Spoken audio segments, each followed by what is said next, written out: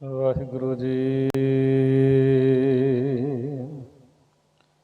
ਸ੍ਰੀ ਨਾਨਕ ਪਦ ਪੰਕਜ ਬੰਧਨ, ਪਦ ਪੰਕਜ ਬੰਧਨ,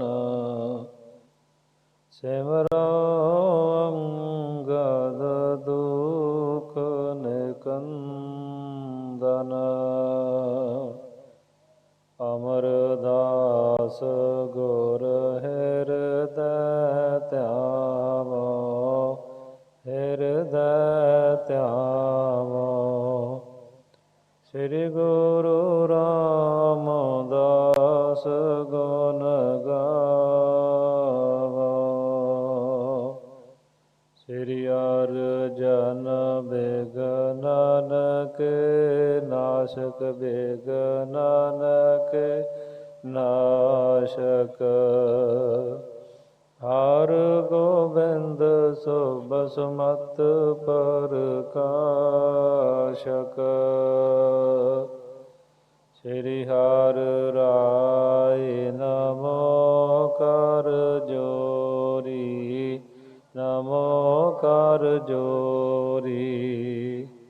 ਸ੍ਰੀ ਹਰਿ ਕ੍ਰਿਸ਼ਨ ਮਨਾਵੋ ਬਹੋਰੀ। ਗੁਰੂ ਤੇਗ ਬਹਾਦਰ ਪਰਮ ਕਿਰਪਾਲਾ ਜੀ, ਪਰਮ ਕਿਰਪਾਲਾ। ਸ੍ਰੀ ਗੁਰੂ ਗੋਬਿੰਦ ਸਿੰਘ ਬਿਸਾਲਾ। ਤਾਰਾਂ ਤਾਰਾ ਪਰ ਪੁਨ ਪੁਨ ਸੀਸਾ ਜੀ, ਪੁਨ ਪੁਨ ਸੀਸਾ। ਬੰਦਾ ਬਾਰ ਬਾਰ ਜਗਦੀਸਾ। ਏਕ ਓੰਕਾਰ ਸਤਿਗੁਰੂ, ਤਿਹ ਪ੍ਰਸਾਦ ਸਚ ਹੋਏ। ਵਾਹਿਗੁਰੂ ਜੀ ਕੀ ਫਤਿਹ। ਵਿਘਨ ਵਿਨਾਸ਼ਨ ਸੋਏ। ਡੰਡਾਉਤ ਬੰਦਨ ਅਨੇਕ ਬਾਰ, ਸਰਬ ਕਲਾ ਸਮਰੱਥ। ਡੋਲਨ ਤੇ ਰਾਖਹੁ ਪ੍ਰਭੂ, ਨਾਨਕ ਦੇ ਕਰ ਹੱਥ। ਡੋਲਨ ਤੇ ਰਾਖਹੁ ਪ੍ਰਭੂ, ਨਾਨਕ ਦੇ ਕਰ ਹੱਥ।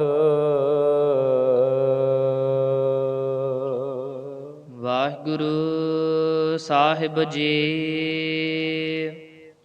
ਦੋਹਰਾ। ਬੈਸੇ ਅੰਗਦ ਰਾਜਹਿ, ਬੰਦੇ ਪਦ ਅਰਬਿੰਦ। ਹਿਰਦੇ ਪ੍ਰਸੀਦੇ ਸਤਿਗੁਰੂ, ਕਹਿ ਰਹੇ ਚਿਤ ਗੋਬਿੰਦ। ਬੈਸੇ ਅੰਗਦ ਰਾਜਹਿ, ਬੰਦੇ ਪਦ ਅਰਬਿੰਦ। ਵਾਹਿਗੁਰੂ ਜੀ ਕਾ ਖਾਲਸਾ, ਵਾਹਿਗੁਰੂ ਜੀ ਕੀ ਫਤਿਹ। ਸਤਿਗੁਰੂ ਗਰੀਬ ਨਵਾਜ ਸੱਚੇ ਪਾਤਸ਼ਾਹ, ਚਵਰ ਛਤਰ ਤਖਤ ਦੇ ਮਾਲਕ, ਕੁੱਲ ਦੁਨੀਆ ਨੂੰ ਪ੍ਰਕਾਸ਼ਣ ਵਾਲੇ, ਕਣ ਕਣ ਦੇ ਵਿੱਚ ਵਿਆਪਕ ਪਰਿਪੂਰਨ ਪਰਮਾਤਮਾ ਦੇ ਸਰਗੁਣ ਸਰੂਪ, ਪਤਿਤ ਪਾਵਨ, ਭਗਤ ਵਤਸਲ, ਕਿਰਪਾ ਦੇ ਖਜ਼ਾਨੇ, ਧੰਨ ਧੰਨ ਸਾਹਿਬ ਸ੍ਰੀ ਗੁਰੂ ਨਾਨਕ ਦੇਵ ਜੀ ਮਹਾਰਾਜ, ਧੰਨ ਧੰਨ ਸਾਹਿਬ ਸ੍ਰੀ ਗੁਰੂ ਗੋਬਿੰਦ ਸਿੰਘ ਜੀ ਮਹਾਰਾਜ, ਦਸਾਂ ਹੀ ਪਾਤਸ਼ਾਹੀਆਂ ਦੇ ਆਤਮਿਕ ਸਰੂਪ, ਜਗਦੀ ਜੋਤ, ਗੁਰਤਾ ਗੱਦੀ ਤੇ ਸੁਭਾਈਮਾਨ ਪ੍ਰਤੱਖ ਸਤਿਗੁਰੂ ਸੱਚੇ ਪਾਤਸ਼ਾਹ, ਧੰਨ ਧੰਨ ਸਾਹਿਬ ਸ੍ਰੀ ਗੁਰੂ ਗ੍ਰੰਥ ਸਾਹਿਬ ਮਹਾਰਾਜ ਜੀਆਂ ਦੇ ਪਾਵਨ ਹਜ਼ੂਰੀ ਦੇ ਅੰਦਰ ਸੰਧਿਆ ਦੇ ਵੇਲੇ ਦੇ ਸਜੇ ਹੋਏ ਪਾਵਨ ਪਵਿੱਤਰ ਸੁੰਦਰ ਦੀਵਾਨਾਂ ਦੇ ਵਿੱਚ ਆਪੋ ਆਪਣੀ ਹਾਜ਼ਰੀ ਲਵਾ ਰਹੇ ਸਤਿਗੁਰ ਗਰੀਬ ਨਵਾਜ ਪਾਤਸ਼ਾਹ ਮਹਾਰਾਜ ਜੀਆਂ ਦੀ ਸਾਜੀ ਨਵਾਜੇ ਗੁਰੂ ਪਿਆਰੀ ਗੁਰੂ ਸਵਾਰੀ ਗੁਰੂ ਰੂਪ ਖਾਲਸਾ ਸਾਧ ਸੰਗਤ ਜੀਓ, ਸਤਿਗੁਰਾਂ ਨੇ ਮਹਾਨ ਕਿਰਪਾ ਕੀਤੀ ਹੈ ਜੋ ਇਸ ਅਸਥਾਨ 'ਤੇ ਹਫ਼ਤੇ ਦੇ ਵਿੱਚ 2 ਵਾਰ ਇਤਿਹਾਸ ਦੀ ਕਥਾ, ਸ਼੍ਰੀ ਨਾਨਕ ਪ੍ਰਕਾਸ਼ ਗ੍ਰੰਥ ਦੀ ਕਥਾ ਦਾ ਜੋ ਪ੍ਰੋਗਰਾਮ ਉਲੀਕਿਆ ਗਿਆ। ਪਿਛਲੇ ਹਫ਼ਤੇ ਦੇ ਅੰਦਰ ਆਪ ਜੀ ਨੇ 2 ਦਿਨ ਕਥਾ ਸਰਵਣ ਕਰਕੇ ਇਤਿਹਾਸ ਦੀ ਕਥਾ ਦੇ ਆਨੰਦ ਨੂੰ ਮਾਣਨਾ ਕੀਤਾ ਹੈ। ਅੱਜ ਸਤਿਗੁਰਾਂ ਨੇ ਫੇਰ ਕਿਰਪਾ ਕੀਤੀ ਹੈ, ਸਾਨੂੰ ਜ਼ਿੰਦਗੀ ਬਖਸ਼ੀ ਹੈ, ਸਵਾਸ ਬਖਸ਼ੇ ਨੇ, ਔਰ ਸਤਿਗੁਰੂ ਮਹਾਰਾਜ ਜੀ ਦੇ ਬਖਸ਼ੇ ਹੋਏ ਸਵਾਸਾਂ ਦਾ ਸਦਕਾ ਆਪਾਂ ਸਾਰੇ ਫੇਰ ਇੱਕ ਵਾਰੀ ਰਲ ਮਿਲ ਕੇ ਸਤਿਗੁਰਾਂ ਦੀ ਪਾਵਨ ਹਜ਼ੂਰੀ ਦੇ ਅੰਦਰ ਆਨੰਦ ਲੈਣ ਵਾਸਤੇ ਗੁਰੂ ਕੇ ਇਤਿਹਾਸ ਦੀ ਕਥਾ ਦੇ ਨਾਲ ਜੁੜ ਕੇ ਲਾਹੇ ਪ੍ਰਾਪਤ ਕਰਨ ਵਾਸਤੇ ਹਾਜ਼ਰ ਹੋਏ ਆ। ਸਤਿਗੁਰੂ ਮਹਾਰਾਜ ਜੀਆਂ ਨੇ ਕਿਰਪਾ ਕੀਤੀ। ਸ਼੍ਰੋਮਣੀ ਕਵੀ ਰਾਜ ਭਾਈ ਸੰਤੋਖ ਸਿੰਘ ਸਾਹਿਬ, ਉਹਨਾਂ ਦੇ ਸਿਰ 'ਤੇ ਮਿਹਰ ਭਰਿਆ ਹੱਥ ਰੱਖਿਆ, ਜੋ ਇਹ ਸੰਪੂਰਨ ਕਥਾ ਨੂੰ ਉਹਨਾਂ ਤੋਂ ਕਲਮਬੰਦ ਕਰਾਉਣਾ ਕੀਤਾ। ਬੜੀ ਸੁੰਦਰ ਛੰਦਾਬੰਦੀ ਦੇ ਅੰਦਰ ਸਤਿਗੁਰਾਂ ਦੇ ਸਾਰੇ ਇਤਿਹਾਸ ਨੂੰ ਬੜੀ ਭਾਵਨਾ ਦੇ ਨਾਲ ਗੁਰ ਪ੍ਰੇਮ ਦੇ ਵਿੱਚ ਭਿੱਜ ਕੇ ਕਵੀ ਜੀ ਨੇ ਲਿਖਣਾ ਕੀਤਾ। ਪਿਛਲੀ ਕਥਾ ਦੇ ਅੰਦਰ ਆਪ ਜੀ ਨੇ ਸਰਵਣ ਕੀਤਾ ਕਿ ਭਾਈ ਬਾਲਾ ਜੀ ਧੰਨ ਸ਼੍ਰੀ ਗੁਰੂ ਅੰਗਦ ਦੇਵ ਮਹਾਰਾਜ ਜੀ ਦੇ ਕੋਲ ਖਡੂਰ ਸਾਹਿਬ ਪਹੁੰਚਦੇ ਨੇ। ਸਤਿਗੁਰਾਂ ਦੇ ਦਰਸ਼ਨ ਦੀਦਾਰੇ ਕਰਕੇ ਨਿਹਾਲ ਹੁੰਦੇ ਨੇ। ਸਤਿਗੁਰੂ ਜੀ ਪੁੱਛਦੇ ਨੇ ਤੇ ਭਾਈ ਬਾਲਾ ਜੀ ਦੱਸਦੇ ਨੇ ਕਿ ਮੈਂ ਤਲਵੰਡੀ ਨਗਰ ਦੇ ਵਿੱਚ ਰਹਿਣ ਵਾਲਾ ਬਾਲਾ ਮੇਰਾ ਨਾਮ ਤੇ ਸੰਧੂ ਮੇਰੀ ਗੋਤ ਹੈ, ਤੇ ਧੰਨ ਗੁਰੂ ਨਾਨਕ ਦੇਵ ਮਹਾਰਾਜ ਸੱਚੇ ਪਾਤਸ਼ਾਹ ਜੀਆਂ ਦੇ ਕੋਲੋਂ ਮੈਂ ਸਿੱਖੀ ਜਿਹੜੀ ਹੈ ਧਾਰਨ ਕੀਤੀ ਹੈ। ਮਹਾਰਾਜ ਜੀ ਬੜੇ ਪ੍ਰਸੰਨ ਹੁੰਦੇ ਨੇ। ਫਿਰ ਭਾਈ ਬਾਲਾ ਜੀ ਨੂੰ ਮਹਾਰਾਜ ਜੀ ਕਹਿੰਦੇ ਨੇ ਵੀ ਆਪ ਜੀ ਕਿਰਪਾ ਕਰੋ, ਸਤਿਗੁਰੂ ਨਾਨਕ ਦੇਵ ਮਹਾਰਾਜ ਜੀ ਦਾ ਸੰਪੂਰਨ ਇਤਿਹਾਸ ਸੁਣਾਓ।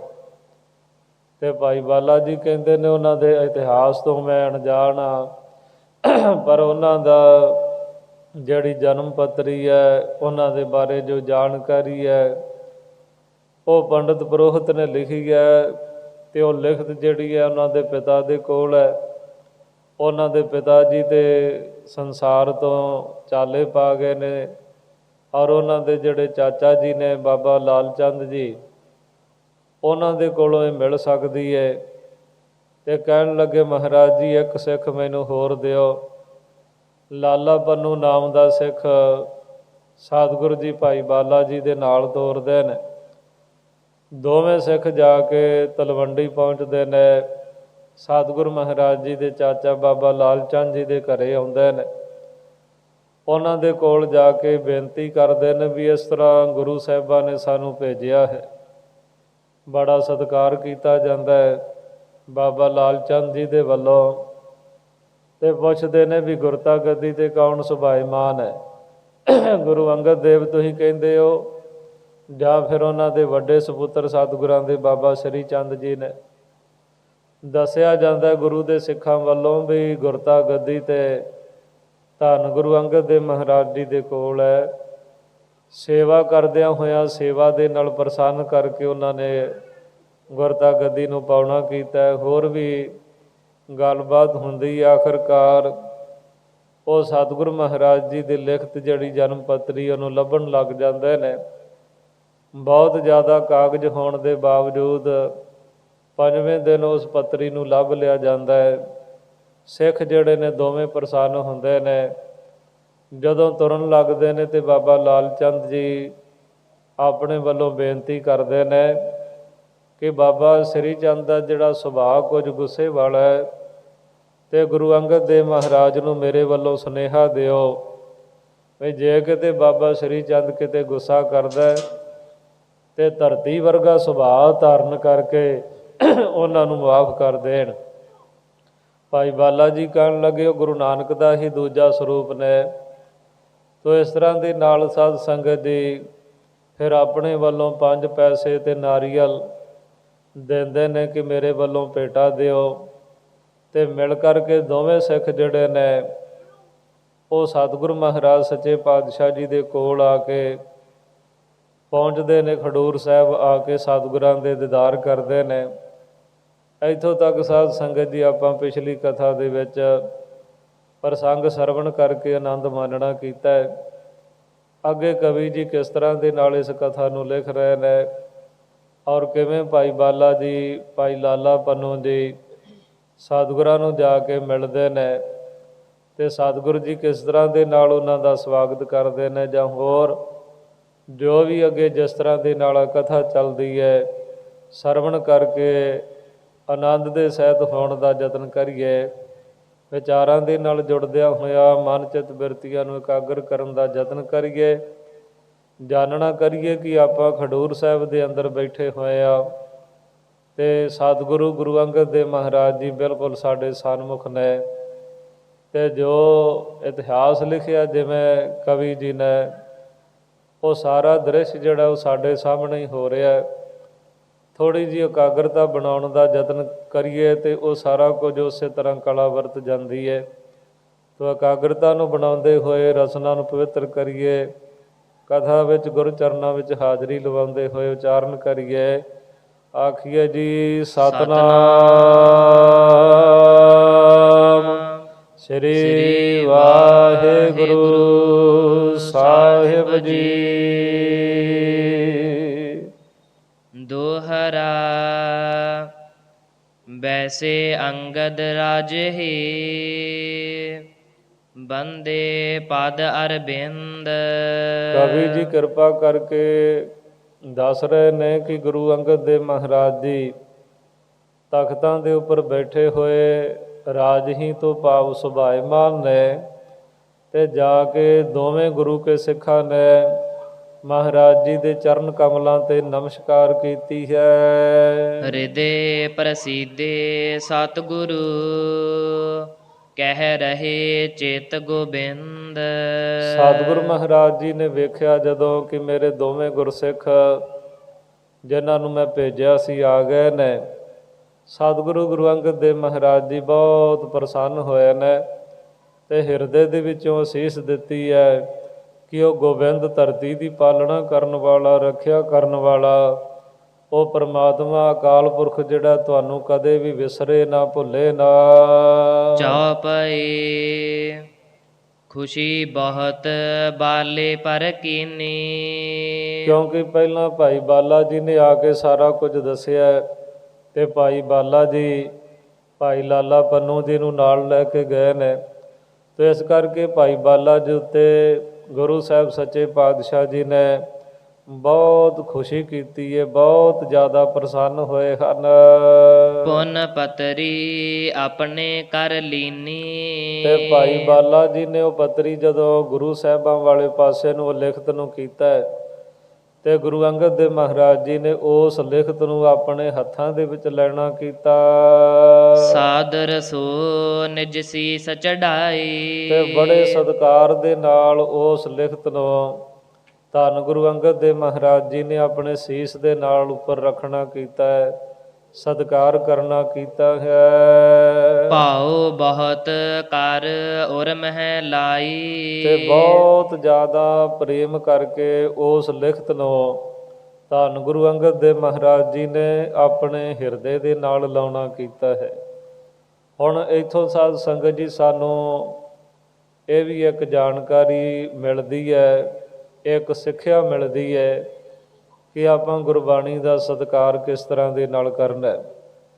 ਕਈ ਵਾਰੀ ਆਪਾਂ ਗੁਰਬਾਣੀ ਦੇ ਗੁਟਕਾ ਸਾਹਿਬ ਜਿਹੜੇ ਨੇ ਉਹ ਆਪਣੇ ਤੋਂ ਨੀਵੇਂ ਜੇ ਮੰਜਾਂ 'ਤੇ ਬੈਠੇ ਹੋਈਏ ਪੈਂਦਾਂ ਵਾਲੇ ਪਾਸੇ ਰੱਖ ਦਿੰਦੇ ਆ। ਕਈ ਵਾਰੀ ਆਪਾਂ ਸੁਚਮਤਾ ਦੇ ਸਹਿਤ ਸੁੱਚੇ ਕਰਕੇ ਹੱਥ ਵੀ ਨਹੀਂ ਲਾਉਂਦੇ। ਤੇ ਇਸ ਕਰਕੇ ਇਹ ਸਤਿਗੁਰਾਂ ਨੇ ਇੱਕ ਸਤਿਕਾਰ ਦੱਸਿਆ ਹੈ ਤੇ ਜਿੰਨਾ ਗੁਰਬਾਣੀ ਦਾ ਸਿੱਖ ਸਤਿਕਾਰ ਕਰਦਾ ਨਾ ਫਿਰ ਸੰਸਾਰ ਦੇ ਵਿੱਚ ਗੁਰੂ ਸਾਹਿਬ ਜੀ ਓਨਾ ਹੀ ਉਹਦਾ ਸਤਿਕਾਰ ਕਰਾਉਂਦੇ ਨੇ। ਤੋ ਇਸ ਕਰਕੇ ਜਿੰਨਾ ਗੁਰਬਾਣੀ ਦਾ ਅਦਬ ਹੋ ਜਾਏ, ਸਤਿਕਾਰ ਹੋ ਜਾਏ, ਥੋੜ੍ਹਾ ਹੈ।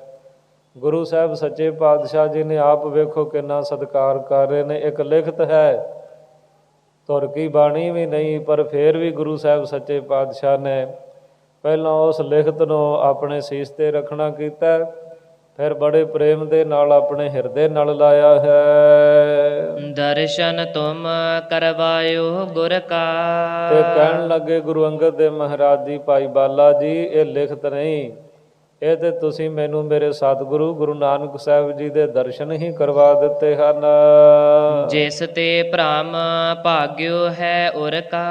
ਐਸੇ ਗਰੀਬ ਨਵਾਜ ਪਾਤਸ਼ਾਹ ਮਹਾਰਾਜ ਜੀ, ਜਿਹਦੇ ਨਾਲ ਹਿਰਦੇ ਦਾ ਭਰਮ ਜਿਹੜਾ ਉਹ ਭੱਜ ਜਾਂਦਾ ਹੈ, ਦੂਰ ਹੋ ਜਾਂਦਾ ਹੈ। ਸਹਿਸ ਕ੍ਰਿਤ ਅਛਰ ਜਬ ਚੀਨੇ। ਜਦੋਂ ਉਸ ਲਿਖਤ ਨੂੰ ਸਾਧ ਸੰਗਤ ਜੀ ਖੋਲ੍ਹਣਾ ਕੀਤਾ ਤੇ ਉਸ ਵੇਲੇ ਜਿਹੜੇ ਅੱਖਰ ਨੇ ਉਹ ਸਹਿਸਕ੍ਰਿਤੀ ਦੇ ਅੱਖਰ ਨੇ। ਜਿਵੇਂ ਆਪਾਂ ਗੁਰੂ ਗ੍ਰੰਥ ਸਾਹਿਬ ਮਹਾਰਾਜ ਜੀ ਦੇ ਅੰਦਰ ਤੋਂ ਸਹਿਸਕ੍ਰਿਤੀ ਬਾਣੀ ਨੂੰ ਪੜ੍ਹਦੇ ਹਾਂ, ਇਸ ਤਰ੍ਹਾਂ ਦੇ ਨਾਲ ਉਹ ਅੱਖਰ ਨੇ। ਤੇ ਉਹ ਅੱਖਰ ਜਿਹੜੇ ਸੰਸਕ੍ਰਿਤ ਜਿਹੜੀ ਹੈ ਜਾਂ ਸਹਿਸਕ੍ਰਿਤੀ ਹੈ, ਇਸ ਭਾਸ਼ਾ ਨੂੰ ਪੜ੍ਹਨਾ ਬੜਾ ਔਖਾ ਹੈ ਤੇ ਵਿਦਵਾਨ ਜਾਨੀ ਪੜ੍ਹ ਸਕਦੇ ਨੇ। ਤੇ ਇਸ ਪ੍ਰਕਾਰ ਜਦੋਂ ਗੁਰੂ ਅੰਗਦ ਦੇਵ ਮਹਾਰਾਜ ਜੀ ਨੇ ਉਹ ਸੰਸਕ੍ਰਿਤ ਵਾਲੇ ਸਹਿਸਕ੍ਰਿਤੀ ਵਾਲੇ ਅੱਖਰਾਂ ਨੂੰ ਜਾਣਿਆ, ਤਬ ਅੰਗਦ ਜੀ ਬਚਨ ਸੋ ਕੀਨੇ। ਕਹਿੰਦੇ ਫਿਰ ਉਸ ਵੇਲੇ ਧੰਨ ਗੁਰੂ ਅੰਗਦ ਦੇਵ ਮਹਾਰਾਜ ਜੀ ਨੇ ਬਚਨ ਕਰਨਾ ਕੀਤੇ। ਇਨ ਅਸ਼ਰਨ ਕੋ ਜੋ ਜਾਣੈ। ਤੇ ਸਤਿਗੁਰੂ ਜੀ ਕਹਿਣ ਲੱਗੇ ਨੇ, ਭਾਈ ਇਹਨਾਂ ਸਹਿਸਕ੍ਰਿਤੀ ਦੇ ਅੱਖਰਾਂ ਨੂੰ ਜਿਹੜਾ ਕੋਈ ਜਾਣਦਾ ਹੈ, ਸੋ ਯਾ ਕੋ ਪੜ ਅਰਥ ਬਖਾਨੈ। ਕਹਿੰਦੇ ਉਹੋ ਹੀ ਇਸ ਲਿਖਤ ਨੂੰ ਪੜ੍ਹ ਸਕਦਾ ਹੈ ਤੇ ਇਹਦੇ ਅਰਥ ਜਿਹੜੇ ਹੈ ਉਹ ਸੰਗਤਾਂ ਦੇ ਅੱਗੇ ਕਰ ਸਕਦਾ ਹੈ। ਹੁਣ ਜਿਹੜਾ ਸਾਧ ਸੰਗਤ ਜੀ ਪੜ੍ਹਨਾ ਨਹੀਂ ਜਾਣਦਾ, ਉਹ ਅਰਥ ਕਿਵੇਂ ਕਰੇਗਾ? ਤੇ ਇਸ ਕਰਕੇ ਸਹਿਸਕ੍ਰਿਤੀ ਦੇ ਅੱਖਰਾਂ ਨੂੰ ਪੜ੍ਹਨ ਵਾਲਾ ਹੀ ਸਤਿਗੁਰੂ ਜੀ ਕਹਿੰਦੇ ਇਹਦੇ ਅਰਥ ਕਰ ਸਕਦਾ ਹੈ। ਗੁਰਮੁਖੀ ਚਾਹੀਏ ਕਰਵਾਈ। ਤੇ ਸਤਿਗੁਰੂ ਮਹਾਰਾਜ ਜੀ ਕਹਿਣ ਲੱਗੇ ਨੇ, ਅਸੀਂ ਇਸ ਸਾਰੀ ਲਿਖਤ ਨੂੰ ਗੁਰਮੁਖੀ ਲਿਪੀ ਦੇ ਅੰਦਰ ਕਰਵਾਉਣਾ ਚਾਹੁੰਦੇ ਹਾਂ। ਪੜ੍ਹੈ ਸੁਨਹਿ ਸਿੱਖ ਗੁਰਮਤਿ ਪਾਈ। ਕਹਿੰਦੇ ਪੜ੍ਹੈ ਸੁਨਹਿ ਸਿੱਖ, ਜਦੋਂ ਸਿੱਖ ਇਸ ਲਿਖਤ ਨੂੰ ਪੜ੍ਹ ਲੈਣਗੇ, ਜਦੋਂ ਗੁਰਮੁਖੀ 'ਚ ਹੋਏਗੀ ਤੇ ਕਈ ਗੁਰੂ ਕੀਆਂ ਸੰਗਤਾਂ ਜਿਹੜੀਆਂ ਨੇ ਉਹ ਸੁਣ ਲੈਣਗੀਆਂ ਤੇ ਗੁਰੂ ਦੀ ਜਿਹੜੀ ਮੱਤ ਹੈ ਉਸ ਮੱਤ ਨੂੰ ਪਾ ਲੈਣਗੇ, ਧਾਰਨ ਕਰ ਲੈਣਗੇ। ਸੋਰਠਾ ਸਤਿਗੁਰ ਕਿਰਪਾ ਨਿਧਾਨ। ਸੋਰਠੇ ਦੇ ਅੰਦਰ ਛੰਦ ਦੇ ਅੰਦਰ ਕਿਰਪਾ ਕਰ ਰਹੇ ਨੇ ਕਵੀ ਜੀ। ਕਹਿੰਦੇ ਸਤਿਗੁਰੂ ਸੱਚੇ ਪਾਤਸ਼ਾਹ ਜੀ ਕਿਰਪਾ ਦੇ ਖਜ਼ਾਨੇ ਨੇ। ਜਿਵੇਂ ਆਮ ਦੁਨੀਆ ਦੇ ਖਜ਼ਾਨੇ ਵਿੱਚ ਮਾਇਆ ਹੁੰਦੀ ਹੈ, ਸਤਿਗੁਰੂ ਮਹਾਰਾਜ ਜੀ ਦੇ ਕੋਲ ਕਿਰਪਾ ਹੀ ਕਿਰਪਾ ਹੈ। ਤੇ ਜਿੰਨਾ ਜਿਹਦੇ ਕੋਲ ਸ਼ਰਧਾ ਰੂਪੀ ਭਾਂਡਾ ਹੁੰਦਾ ਹੈ, ਓਨੀ ਕੁ ਸ਼ਰਧਾ ਗੁਰੂ ਸਾਹਿਬ ਸੱਚੇ ਪਾਤਸ਼ਾਹ ਜੀ ਦੇ ਕੋਲੋਂ ਪ੍ਰਾਪਤ ਕਰ ਲੈਂਦਾ ਹੈ। ਤੋ ਸਤਿਗੁਰੂ ਜੀ ਕਿਰਪਾ ਦੇ ਖਜ਼ਾਨੇ ਹਨ। ਸ਼੍ਰੀ ਨਾਨਕ ਜਗ ਬਿਤਤ ਜਬ। ਕਹਿੰਦੇ ਸ਼੍ਰੋਮਣੀ ਸਤਿਗੁਰੂ ਨਾਨਕ ਦੇਵ ਮਹਾਰਾਜ ਜੀ ਜਦੋਂ ਜਗਤ ਦੇ ਵਿੱਚ ਪ੍ਰਗਟ ਸਨ, ਭਾਵ ਕਿ ਜਦੋਂ ਸਰੀਰ ਕਰਕੇ ਸਤਿਗੁਰੂ ਜੀ ਸਨ। ਸੰਗਤ ਕੀਨ ਮਹਾਨ। ਕਹਿੰਦੇ ਸਤਿਗੁਰੂ ਮਹਾਰਾਜ ਸੱਚੇ ਪਾਤਸ਼ਾਹ ਜੀ ਦੀ ਮਹਾਨ ਸੰਗਤ ਨੂੰ ਕਈ ਗੁਰਸਿੱਖਾਂ ਨੇ ਕਰਨਾ ਕੀਤਾ। ਜਾਨੀ ਵਿਦਿਆ ਬਰਨ ਤਬ। ਕਹਿੰਦੇ ਉਹਨਾਂ ਦੇ ਵਿੱਚੋਂ ਕਈ ਐਸੇ ਗੁਰਸਿੱਖ ਸਨ ਜਿਨ੍ਹਾਂ ਨੇ ਇਸ ਸਹਿਸਕ੍ਰਿਤੀ ਦੇ ਜਿਹੜੇ ਅੱਖਰ ਨੇ, ਇਸ ਵਿਦਿਆ ਨੂੰ ਜਾਣਨਾ ਕੀਤਾ। ਦੋਹਰਾ ਮਹਿਮਾ ਖਹਿਰਾ ਜਟ ਇੱਕ। ਕਹਿੰਦੇ ਇੱਕ ਮਹਿਮਾ ਖਹਿਰਾ ਨਾਮ ਦਾ ਜੱਟ ਸਿੱਖ ਹੈ। ਕਹਿ ਸ੍ਰੀ ਅੰਗਦ ਪਾਸ। ਉਹ ਸ੍ਰੀ ਗੁਰੂ ਅੰਗਦ ਦੇਵ ਮਹਾਰਾਜ ਸੱਚੇ ਪਾਤਸ਼ਾਹ ਨੂੰ ਕਹਿੰਦਾ ਹੈ। ਪੈੜਾ ਮੁਖਾ ਖੱਤਰੀ। ਕਹਿੰਦੇ ਇੱਕ ਪੈੜਾ ਮੁਖਾ ਨਾਮ ਦਾ ਖੱਤਰੀ ਸਿੱਖ ਹੈ। ਸੁਲਤਾਨ ਹਿਪੁਰ ਬਾਸ। ਤੋ ਜਿਹੜਾ ਸੁਲਤਾਨਪੁਰ ਲੋਧੀ ਨਗਰ ਹੈ, ਜਿੱਥੇ ਆਪਾਂ ਜਾ ਕੇ ਸ੍ਰੀ ਬੇਰ ਸਾਹਿਬ ਗੁਰਦੁਆਰਾ ਸਾਹਿਬ ਦੇ ਦਰਸ਼ਨ ਕਰਦੇ ਹਾਂ, ਜਿੱਥੇ ਗੁਰੂ ਨਾਨਕ ਦੇਵ ਮਹਾਰਾਜ ਜੀ ਨੇ ਆਪਣੀ ਜ਼ਿੰਦਗੀ ਦੇ 14 ਸਾਲਾਂ ਤੋਂ ਵੱਧ ਸਮਾਂ ਬਤੀਤ ਕੀਤਾ, ਬੰਦਗੀ ਕੀਤੀ ਮਹਾਰਾਜ ਨੇ। ਕਹਿੰਦੇ ਉਸ ਨਗਰ ਦੇ ਵਿੱਚ ਰਹਿਣ ਵਾਲਾ ਪੈੜਾ ਮੋਖਾ ਖੱਤਰੀ ਸਿੱਖ ਹੈ। ਚੌਪਈ ਅਛਰ ਜਾਣਤ ਹੈ ਵਹਿ ਦੋ। ਤੇ ਉਸ ਵੇਲੇ ਕਹਿਣ ਲੱਗੇ ਮਹਾਰਾਜ ਸੱਚੇ ਪਾਤਸ਼ਾਹ ਉਹ ਇਹਨਾਂ ਦੋਵਾਂ ਅੱਖਰਾਂ ਨੂੰ ਜਾਣਦਾ ਹੈ, ਜਿਹੜੇ ਸੰਸਕ੍ਰਿਤੀ ਦੇ ਅੱਖਰ ਨੇ ਉਹਨਾਂ ਨੂੰ ਵੀ ਜਾਣਦਾ ਹੈ, ਤੇ ਜੋ ਤੁਸੀਂ ਅੱਖਰ ਗੁਰਮੁਖੀ ਦੇ ਵਿੱਚ ਕਰਵਾਉਣਾ ਚਾਹੁੰਦੇ ਹੋ ਉਹ ਇਹਨਾਂ ਅੱਖਰਾਂ ਦੋਵਾਂ ਨੂੰ ਜਾਣਦਾ ਹੈ। ਪੜ੍ਹ ਲਿਖ ਹੈ ਬੁਲਾਵੀਏ ਸੋ। ਤੋ ਇਸ ਪ੍ਰਕਾਰ ਕਹਿੰਦੇ ਉਹ ਇਹਨਾਂ ਅੱਖਰਾਂ ਨੂੰ ਪੜ੍ਹ ਵੀ ਲਏਗਾ ਤੇ ਗੁਰਮੁਖੀ ਜਿਹੜੇ ਅੱਖਰ ਨੇ ਉਹਨਾਂ ਨੂੰ ਲਿਖ ਵੀ ਦੇਗਾ। ਤੋ ਇਸ ਕਰਕੇ ਉਹ ਜੋ ਪੈੜਾ ਮੁਖਾ ਖੱਤਰੀ ਨਾਮ ਸਿੱਖ ਹੈ ਉਹਨੂੰ ਆਪ ਜੀ ਬੁਲਵਾਈਏ, ਬੁਲਵਾ ਲੈਣਾ ਕਰੋ। ਸ਼੍ਰੀ ਅੰਗਦ ਕਹੈ ਤੁਮ ਹੀ ਜਾਵਹੋ। ਉਸ ਵੇਲੇ ਜਿਹੜਾ ਮਹਿਮਾ ਖਹਿਰਾ ਜੱਟ ਸਿੱਖ ਹੈ, ਸਤਿਗੁਰੂ ਜੀ ਕਹਿਣ ਲੱਗੇ ਭਾਈ ਤੈਨੂੰ ਫਿਰ ਉਹਦਾ ਪਤਾ ਹੈ, ਤੇ ਇਸ ਕਰਕੇ ਤੂੰ ਹੀ ਉਸ ਸਿੱਖ ਨੂੰ ਲੈ ਕੇ ਆਉਣਾ ਕਰ। ਕਰ ਸਤਕਾਰ ਤੁਰਤ ਲੈ ਆਵਹੋ। ਤੇ ਭਾਈ ਉਸ ਗੁਰੂ ਕੇ ਪਿਆਰੇ ਦਾ ਪੂਰਨ ਸਤਿਕਾਰ ਕਰਨਾ ਹੈ, ਕਿਉਂਕਿ ਉਹਨੇ ਇੱਕ ਮਹਾਨ ਕਾਰਜ ਕਰਨਾ ਤੇ ਉਹਦਾ ਸਤਿਕਾਰ ਕਰਨਾ, ਤੇ ਤੁਰਤ ਛੇਤੀ ਦੇ ਨਾਲ ਉਹਨੂੰ ਖਡੂਰ ਸਾਹਿਬ ਵਿਖੇ ਲੈ ਕੇ ਆਉਣਾ ਕਰੋ। ਮਹਿਮਾ ਪਹੁੰਚਿਓ ਤਾਹੇ ਆਵਾਸਾ। ਤੇ ਭਾਈ ਮਹਿਮਾ ਖਹਿਰਾ ਜਿਹੜਾ ਹੈ ਉਹ ਸਤਿਗੁਰਾਂ ਦੀ ਆਗਿਆ ਪਾ ਕੇ ਭਾਈ ਪੈੜਾ ਮੁਖਾ ਖੱਤਰੀ ਸਿੱਖ ਜੋ ਹੈ ਉਹਦੇ ਘਰ ਦੇ ਵਿੱਚ ਪਹੁੰਚ ਗਿਆ। ਆਨਿਓ ਜਸ ਪਦ ਸਤਿਗੁਰ ਪਾਸਾ। ਹੁਣ ਦੋ ਪੰਕਤੀਆਂ ਦੇ ਅੰਦਰ ਹੀ ਕਵੀ ਜੀ ਨੇ ਕਿੰਨਾ ਵੱਡਾ ਸਫ਼ਰ ਜਿਹੜਾ ਉਹ ਤੈਅ ਕਰ ਦਿੱਤਾ ਹੈ। ਪਹਿਲੀ ਪੰਕਤੀ ਦੇ ਅੰਦਰ ਦੱਸਿਆ ਕਿ ਭਾਈ ਮਹਿਮਾ ਜੀ ਜਾ ਕੇ ਪਹੁੰਚੇ ਉਹਦੇ ਘਰ ਦੇ ਅੰਦਰ, ਫਿਰ ਉਹਨੂੰ ਜਾ ਕੇ ਸਤਿਗੁਰਾਂ ਦੀ ਆਗਿਆ ਸੁਣਾਈ ਵੀ ਗੁਰੂ ਅੰਗਦ ਦੇਵ ਮਹਾਰਾਜ ਜੀ ਆਪ ਜੀ ਨੂੰ ਬੁਲਾ ਰਹੇ ਨੇ, ਤੇ ਫਿਰ ਆਨਿਓ ਤੋਂ ਭਾਵ ਲੈ ਕੇ ਆਂਦਾ। ਕਹਿੰਦੇ ਛੇਤੀ ਦੇ ਨਾਲ ਫਿਰ ਉਸ ਸਿੱਖ ਨੂੰ ਭਾਈ ਪੈੜਾ ਮੋਖਾ ਨੂੰ ਸਤਿਗੁਰਾਂ ਦੇ ਕੋਲ ਲੈ ਕੇ ਆਂਦਾ ਹੈ। ਪਰਿਓ ਚਰਨ ਗੁਰ ਆਗਿਆ ਦੀਨੀ। ਉਹ ਫਿਰ ਗੁਰੂ ਕਾ ਸਿੱਖ ਆ ਕੇ ਉਹਨੇ ਮਹਾਰਾਜ ਜੀ ਦੇ ਚਰਨਾਂ 'ਚ ਪੈਣਾ ਕੀਤਾ, ਨਮਸਕਾਰ ਕਰਨਾ ਕੀਤੀ। ਜਦੋਂ ਨਮਸਕਾਰ ਕਰਕੇ ਸਾਵਧਾਨ ਹੋਇਆ ਤੇ ਗੁਰੂ ਅੰਗਦ ਦੇਵ ਮਹਾਰਾਜ ਜੀ ਨੇ ਉਸ ਵੇਲੇ ਆਗਿਆ ਕਰ ਦਿੱਤੀ। ਪੜ੍ਹ ਪਤਰਿਕਾ ਸੁਖ ਪ੍ਰਦ ਚੀਨੀ। ਤੋ ਇਸ ਕਰਕੇ ਕਹਿਣ ਲੱਗੇ ਭਾਈ ਇਹ ਜਿਹੜੀ ਪਤਰਿਕਾ ਹੈ, ਇਹ ਜਿਹੜੀ ਲਿਖਤ ਹੈ ਸੁਖ ਪ੍ਰਦ, ਸੁਖ ਹੁੰਦਾ, ਸੁਖ ਜਿਹੜੇ ਨੇ ਪ੍ਰਦ ਨਾਮ ਹੁੰਦਾ ਪ੍ਰਦਾਨ ਕਰਨ ਵਾਲੀ, ਤੋ ਚੀਨੀ ਤੋਂ ਭਾਵ ਹੁੰਦਾ ਜਾਣ ਕੇ। ਕਹਿੰਦੇ ਭਾਈ ਇਸ ਤਰ੍ਹਾਂ ਨੂੰ ਪੂਰੀ ਤਰ੍ਹਾਂ ਜਾਣ ਕੇ ਸਮਝ ਕੇ ਸੁੱਖਾਂ ਨੂੰ ਪ੍ਰਦਾਨ ਕਰਨ ਵਾਲੀ ਜਿਹੜੀ ਇਹ ਪਤਰਿਕਾ ਲਿਖਤ ਹੈ ਇਹਨੂੰ ਪੜ੍ਹਨਾ ਕਰੋ। ਘਰ ਮਹਿਲੇ ਪਤਰਿਕਾ ਬਾਚੀ। ਉਸ ਵੇਲੇ ਭਾਈ ਪੈੜਾ ਮੋਖਾ ਨੇ ਉਹ ਪਤਰਿਕਾ ਉਸ ਲਿਖਤ ਨੂੰ ਆਪਣੇ ਦੋਵਾਂ ਹੱਥਾਂ ਦੇ ਵਿੱਚ ਲਿਆ, ਸਤਿਕਾਰ ਕੀਤਾ ਤੇ ਉਸ ਪਤਰਿਕਾ ਉਸ ਲਿਖਤ ਨੂੰ ਵਾਚਣਾ ਕੀਤਾ।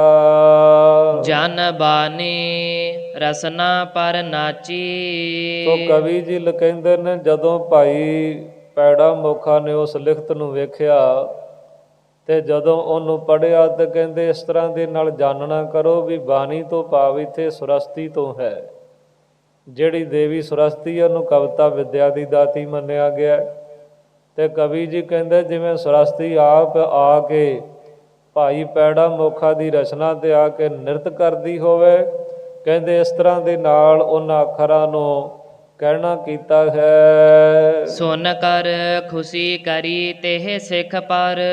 ਤੇ ਉਸ ਰਚਨਾ ਦੇ ਵਿੱਚੋਂ ਸੁਣ ਕੇ ਗੁਰੂ ਅੰਗਦ ਦੇਵ ਮਹਾਰਾਜ ਜੀ ਨੇ ਉਸ ਸਿੱਖ ਦੇ ਉੱਪਰ ਭਾਈ ਪੈੜਾ ਮੋਖਾ ਦੇ ਉੱਪਰ ਬਹੁਤ ਪ੍ਰਸੰਨਤਾ ਕੀਤੀ ਹੈ। ਗੁਰਮੁਖੀ ਲਿਖੀਏ ਇਹ ਅੱਖਰ। ਕਹਿਣ ਲੱਗੇ ਭਾਈ ਜਿਹੜੇ ਇਹ ਸਾਰੇ ਅੱਖਰ ਨੇ ਇਹਨਾਂ ਨੂੰ ਗੁਰਮੁਖੀ ਦੇ ਵਿੱਚ ਲਿਖ ਦੇਣਾ ਕਰੋ। ਕਹਿ ਕਰ ਕਾਗਰ ਲੀਨ ਮੰਗਾਈ। ਕਹਿੰਦੇ ਸਿੱਖ ਨੂੰ ਕਹਿ ਕੇ ਜਿਹੜੇ ਕਾਗਜ਼ ਨੇ ਲਿਖਣ ਵਾਸਤੇ ਉਹ ਮੰਗਾ ਲਏ ਹਨ। ਸ਼੍ਰੀ ਅੰਗਦ ਸਭ ਹੀ ਲਿਖਵਾਈ। ਕਹਿੰਦੇ ਉਹ ਜਿਹੜੀ ਲਿਖਤ ਦੇ ਵਿੱਚੋਂ ਗੁਰੂ ਮਹਾਰਾਜ ਜੀ ਦੇ ਜੀਵਨ ਇਤਿਹਾਸ ਬਾਰੇ ਜੋ ਵਚਨ ਸਨ ਉਹ ਸਾਰੀ ਲਿਖਤ ਜਿਹੜੀ ਸੀ ਸਤਿਗੁਰੂ ਅੰਗਦ ਦੇਵ ਮਹਾਰਾਜ ਦੀਆਂ ਨੇ ਗੁਰਮੁਖੀ ਅੱਖਰਾਂ ਦੇ ਵਿੱਚ ਲਿਖਵਾਉਣਾ ਕੀਤੀ ਹੈ। ਆਸਨ ਡਾਰ ਅਸੀਨਹਿ ਦਿਆਲਾ। ਇਹ ਨਹੀਂ ਵੀ ਸਾਧ ਸੰਗਤ ਜੀ ਵੀ ਥੋੜੇ ਸਮੇਂ ਦੇ ਅੰਦਰ ਉਹ ਲਿਖਤ ਨੂੰ ਲਿਖਿਆ ਗਿਆ, ਉਸ ਲਿਖਤ ਨੂੰ ਲਿਖਣ ਲੱਗਿਆ ਸਮਾਂ ਲੱਗਿਆ, ਤੇ ਉਸ ਲਿਖਤ ਨੂੰ ਜਦੋਂ ਭਾਈ ਪੈੜਾ ਮੁਖਾ ਲਿਖਦਾ ਹੈ, ਪੜ੍ਹ ਕੇ ਸੁਣਾਉਂਦਾ ਹੈ, ਤੇ ਉਸ ਵੇਲੇ ਕੋਈ 2 4 10 ਸਿੱਖ ਨਹੀਂ ਮਹਾਰਾਜ ਜੀ ਦੇ ਕੋਲ ਬਹਿਣ ਵਾਲੇ, ਉਸ ਵੇਲੇ ਹਜ਼ਾਰਾਂ ਦੀ ਗਿਣਤੀ ਦੇ ਵਿੱਚ ਸੰਗਤ ਬਹਿ ਕੇ ਸੁਣਨ ਵਾਲੀ ਹੈ। ਕਿਉਂਕਿ ਸੰਗਤ ਸਾਧ ਸੰਗਤ ਜੀ ਅੱਜ ਜੇ ਕਿਤੇ ਪਤਾ ਲੱਗੇ ਕਿ ਇਤਿਹਾਸ ਦੀ ਕਥਾ ਹੋਣੀ ਹੈ, ਸੰਗਤ ਦੇ ਅੰਦਰ ਚਾਅ ਪੈਦਾ ਹੋ ਜਾਂਦਾ। ਉਸ ਵੇਲੇ ਜਦੋਂ ਪਤਾ ਲੱਗਿਆ ਹੋਏਗਾ ਕਿ ਮਹਾਰਾਜ ਸੱਚੇ ਪਾਤਸ਼ਾਹ ਜੀ ਦੀ ਲਿਖਤ ਬਾਰੇ ਪਤਾ ਲੱਗਾ, ਤੇ ਕਿੰਨਾ ਚਾਅ ਹੋਏਗਾ ਸੰਗਤ ਦੇ ਅੰਦਰ। ਤੇ ਦੂਜਾ ਗੁਰੂ ਨਾਨਕ ਦੇਵ ਮਹਾਰਾਜ ਜੀ ਦੇ ਦੂਜੇ ਸਰੂਪ ਧੰਨ ਗੁਰੂ ਅੰਗਦ ਦੇਵ ਮਹਾਰਾਜ ਜੀ ਆਪ ਤਖਤਾਂ ਤੇ ਬਿਰਾਜਮਾਨ ਨੇ। ਤੋ ਇਸ ਕਰਕੇ ਬੇਅੰਤ ਸੰਗਤ ਜਿਹੜੀ ਹੈ ਉਹ ਆ ਕੇ ਉਸ ਕਥਾ ਨੂੰ ਸੁਣਦੀ ਏ। ਤੇ ਗੁਰੂ ਅੰਗਦ ਦੇਵ ਮਹਾਰਾਜ ਸੱਚੇ ਪਾਤਸ਼ਾਹ ਜੀ ਉਸ ਵੇਲੇ ਕਹਿੰਦੇ ਆਸਨ ਡਾਰ ਅਸੀਨਹਿ ਦਿਆਲਾ। ਦਇਆ ਦੇ ਘਰ ਸਤਿਗੁਰੂ ਮਹਾਰਾਜ ਜੀ ਆਪ ਫਿਰ ਆਸਣ ਡਾ ਕੇ ਬਹਿ ਜਾਂਦੇ ਹਨ ਤਖਤਾਂ ਤੇ। ਆਨ ਸੁਨਹਿ ਤਹਿ ਸਿੱਖ ਬਿਸਾਲਾ। ਕਹਿੰਦੇ ਉੱਥੇ ਆ ਕੇ ਬਹੁਤ ਜ਼ਿਆਦਾ ਜਿਹੜੇ ਸਿੱਖ ਸਿੱਖਣੀਆਂ ਇਸ ਕਥਾ ਨੂੰ ਸੁਣਦੇ ਨੇ, ਉਹਨਾਂ ਦੇ ਵਿੱਚੋਂ ਕੁਝ ਕੁ ਜਿਹੜੇ ਸਿੱਖ ਨੇ, ਉਹਨਾਂ 94 ਸਿੱਖਾਂ ਦਾ ਜ਼ਿਕਰ ਕਵੀ ਜੀ ਨੇ ਕਰਨਾ ਕੀਤਾ ਹੈ। ਇੱਕ ਬੁੱਢਾ ਜੋ ਹੈ ਤਤਵੰਤਾ। ਤੋ ਇਸ ਪ੍ਰਕਾਰ ਕਹਿੰਦੇ ਇੱਕ ਜਿਹੜਾ ਬੁੱਢਾ ਸਿੱਖ ਹੈ, ਉਹ ਬੁੱਢਾ ਕੌਣ ਹੈ? ਬਾਬਾ ਬੁੱਢਾ ਸਾਹਿਬ ਜੀ।